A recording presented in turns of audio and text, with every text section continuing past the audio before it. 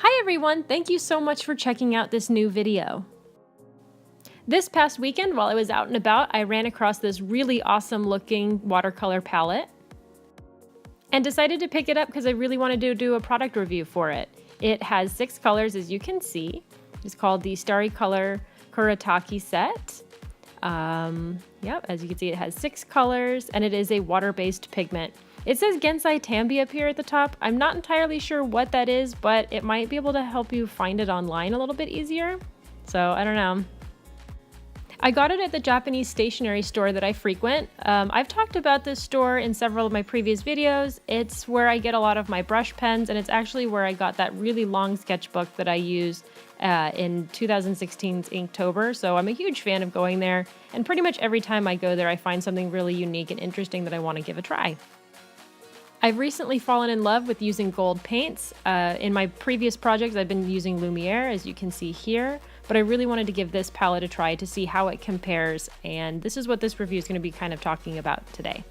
It was a bit on the expensive side. It was $22. I'm pretty sure you could find it cheaper online, but I have no idea, and again, I couldn't resist the urge to buy it, so I didn't even bat an eye at $22 for this particular set. If that is a little bit too expensive for you, I'm sure you can find it cheaper online, and that's absolutely fine.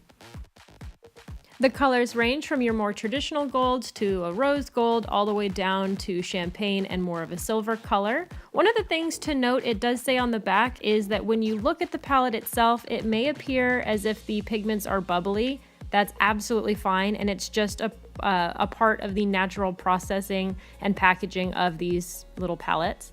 As you can see, I'm going to go over from left to right. This is the blue gold, the red gold, yellow gold, champagne gold, light gold, and white gold, which is honestly more of a silver color anyway. If you shift them, you can actually see how wonderfully they catch the light.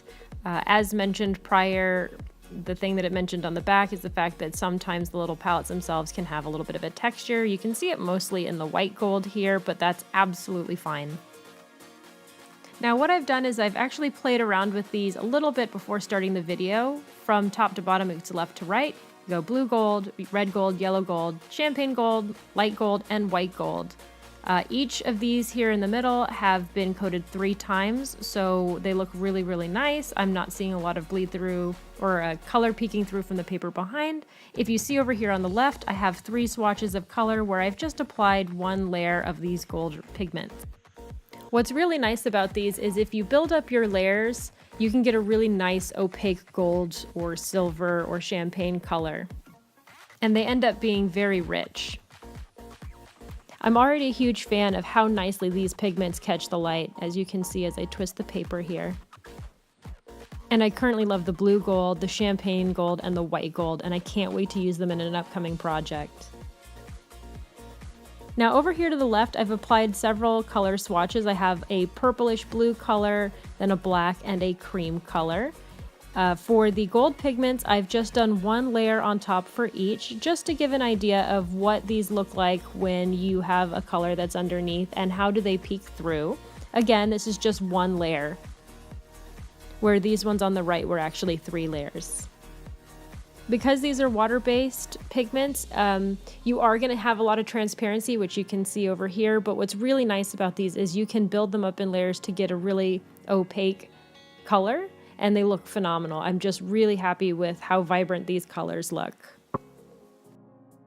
And I'm sure if I built these layers up over on the left here, I would end up with a very similar result to the ones that are on the right. It would just take some layering and some time. One of the things to note is that since this is a water-based pigment, you want to make sure that you're applying it to other permanent mediums. For this test, I was using Copic markers. Again, this is important because if you use, let's say, a water-based ink and then you try to apply a water-based gold pigment on top, you're going to end up making it so that the black color bleeds in and you're just going to get a really muddy effect and it's not going to look good. So I'm really excited to try these out with Copic markers. I might even do it with watercolor, but specifically I bought these to use when doing black and white ink work. And again, I'm also going to have to be very aware of what type of ink pen I'm using. Again, until recently, I've been using the Lumiere paint set. These are really, really great. One of the things that I really like about them is the fact that they're really, really thick. I'm going to open up one here for you in just a second. And because of that, you don't have to apply them in so many layers.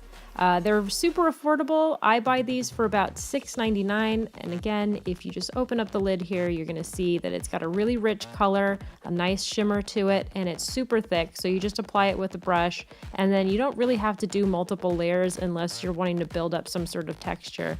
So this is another brand that I highly recommend. They do have a limited selection, or at least the place where I go to get mine, they don't have a lot of variety. So they have a nice traditional gold and then the lighter gold. But again, I do enjoy trying other color palettes and other products to see what it is that they offer. And so far, from what I've seen from this, I would highly recommend it. Thank you so much for watching this video. I love doing product review, especially when it comes to art supplies. So if there's anything that you're interested in or would like to hear a review on, please leave it in the comment below. I'm always looking for new fun things to try. And if you enjoyed this video, please like and subscribe. I will be doing more product reviews in the future, and you can also see a lot more art tutorials in the coming months.